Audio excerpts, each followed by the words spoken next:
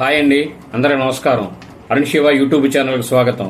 నేను మీ కేఎస్ వరప్రసాద్ను.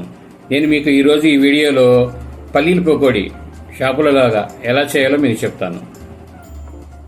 ముందుగా మీరు అరకిలో పల్లీలు, శనగపిండి 300 గ్రాములు, బియ్యపిండి 100 గ్రాములు, ఒక స్పూను మైదా, తినే సోడా 1/2 స్పూను, అల్లం వెల్లుల్లిపాయ పేస్టు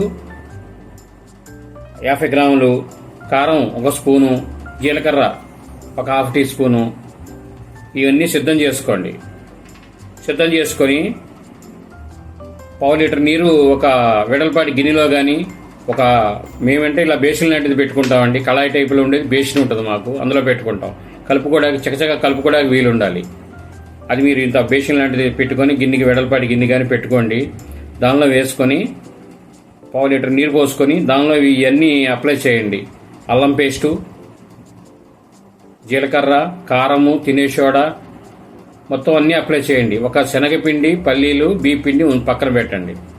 తర్వాత బాగా కలుపుకున్న తర్వాత పల్లీలు వేయండి. పల్లీలు వేసిన తర్వాత ఒకసారి బాగా కలపండి. కలిపిన తర్వాత శనగపిండి 300 గ్రాముల్లో సగం వేసి కలపండి. తర్వాత ఇంకో సగం వేసి కలిపి తర్వాత బియ్యపిండి వేసి చక్కగా మొత్తం కలపండి. నీరు తగ్గితే నీరు జల్లకుండా కలుపుకొని ఒక 5 నిమిషాలు పక్కన పెట్టి మళ్ళీ వేసే ముందు ఇంకోసారి చక్కగా కలుపుకోండి. కలిపేటప్పుడు మీరు ఇలా పల్లీలను ఇలా రౌండ్గా చేసుకుంటా పల్లీలు కోటింగ్ ఎక్కేటట్టుగా చేసుకోండి. అలా కలిపి పక్కన పెట్టి ఆరిన తర్వాత రెడీ చేసుకోండి. నూనె బాండీలో పెట్టుకొని లో కాకుండా మీడియం ఫ్లేమ్లో కాకొచ్చిన తర్వాత వేయండి. తర్వాత కొద్దిగా కాక పెంచుకోండి. ఏపు అయిపోయిన తర్వాత కాక తగ్గించుకోండి, మాడిపోకుండా ఉంటాయి. మీకు ఏపు అయిపోయిందని మీకు ఎలా తెలుస్తుంది అంటే, కళాయిలో ఉన్న పల్లీల్ని చిన్న దీంతో పైకి తీసి చెంచాతో కానీ జారాతో కానీ తీసి ఒక పిండితో ఉన్న పల్లీని ఇలా తీసి లోపల చూస్తే అది దోర ఏపు అనేది ఉండాలి. పూర్తిగా మాడిపోకూడదు, పూర్తిగా తెల్లగా ఉండకూడదు. దోర ఏపులో పల్లీలు లోపల ఉన్న పల్లి ఏగి ఉంటే మీరు 100% ఆరిపోయిన తర్వాత కరకరలాడుతూ ఉంటాయి పల్లీలు మీకు. అది అలా విధంగా చేసుకోండి. చక్కగా మీరు అవి ఏపుకున్న తర్వాత దానికి ముందు ఒక పళ్ళెంలో చక్కగా పేపర్ వేసి పేపర్లో మీద పల్లీలు పెట్టి చక్కగా ఆరబెట్టుకోండి. పల్లీలు ఎమ్మటే ఆరబెట్టకపోతే మాడిపోతాయండి. చక్కగా అలా చేసుకోండి.